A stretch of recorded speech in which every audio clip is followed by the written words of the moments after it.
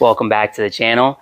Today's video, I wanted to highlight my Mystery Ranch Scree 32. So why I wanted to review this pack is because it's so versatile and really is the one pack, mainly one pack that you can buy that covers a wide array of different uses. So I use this pack for day hikes, camping trips, hunting trips, and you can utilize it as like a bug out bag, or like a get home bag. So it's the perfect size in my opinion for all of those different uses, and it's a Scree 32, so 32 liter bag.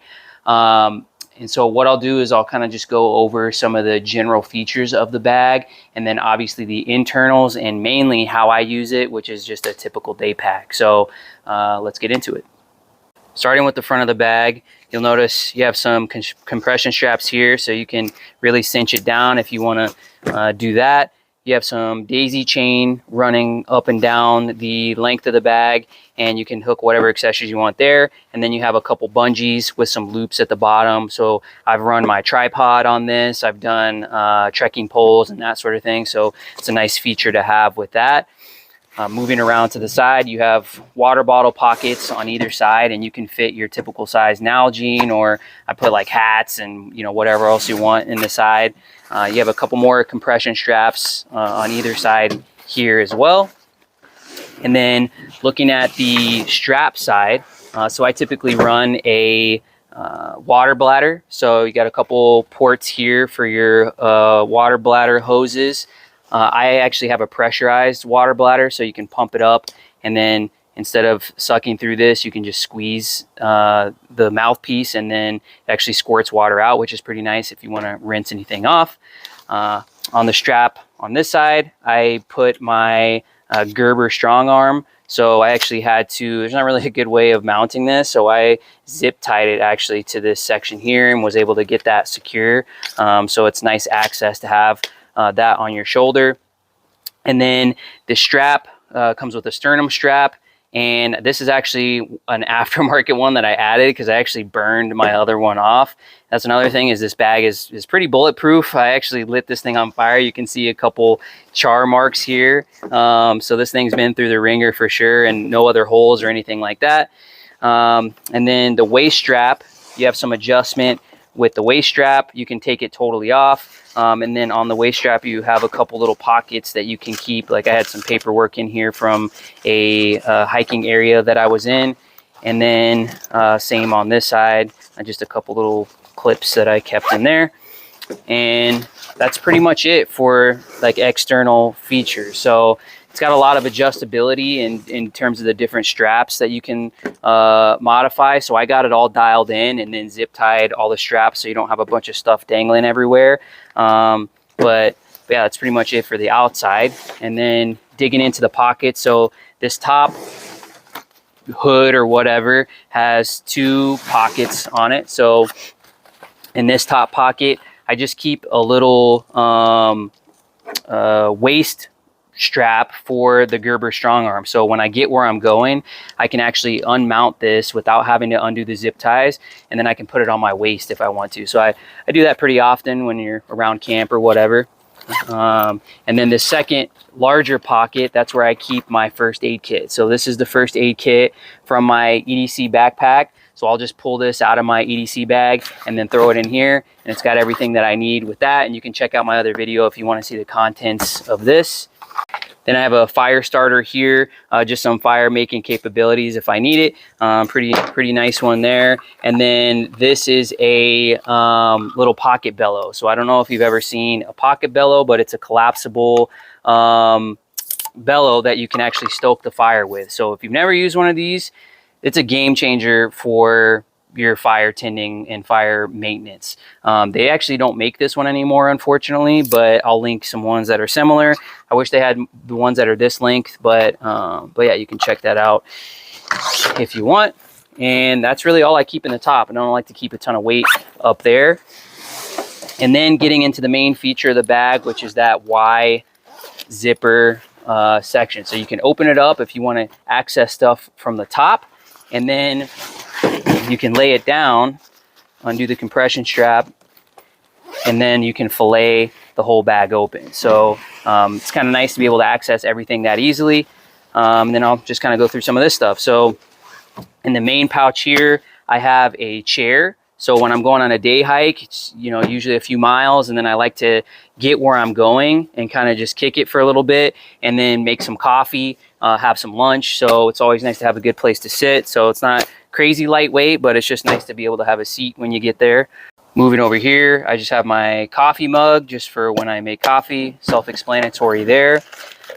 This is my food pouch. So same thing for my EDC pack. I use this same food pouch. So I got some cashews, a fork and spoon little setup, a granola bar, some tunas, and then I'll usually throw like a sandwich or something in there too. Then I have my stove. So this is a GSI Halulite Boiler, and it's one little self-contained unit. So you can pop this open. So I just have a bandana, I have a little pour over coffee, my MSR Pocket Rocket stove, a lighter, and then some isobutane fuel. So I like this because it's all one self-contained little cooking system, really compact, and then you can, you know, close it up and you're ready to roll. And then if I'm not doing the pour over, I usually bring this little other pour over from GSI. So I have a whole coffee making video if you want to check that out. I like coffee, so different ways of making that. And here I have the water bladder. This is the Geigerrig water engine. So like I said, it's a pressurized system. I like the way that you can just pull this off. This is how you fill it up. Then you slip this over here, and then you have your water port, and then your pressurized system that allows you to squeeze water out of there. Just get that out of the way.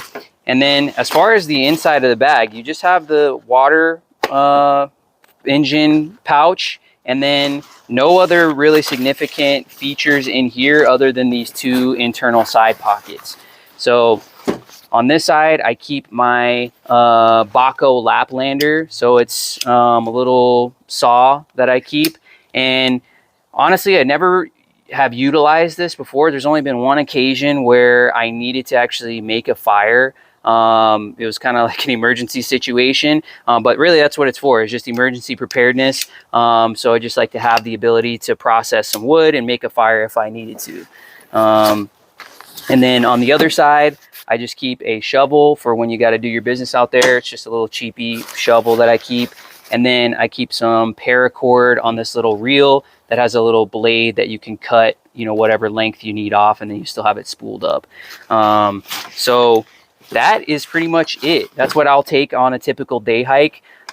Just, you know, nothing too crazy. It's not like a whole mountaineering expedition, but it's just what gets me out there. You have a good time, have some lunch, have some coffee, and then make your way back.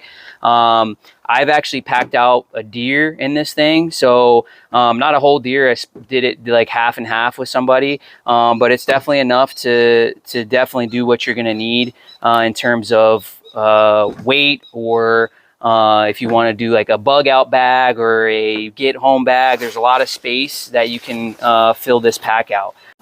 Two changes that I make somewhat frequently when I'm packing this out is removing the water bladder, and if it's a shorter trip, I'll just bring a Nalgene.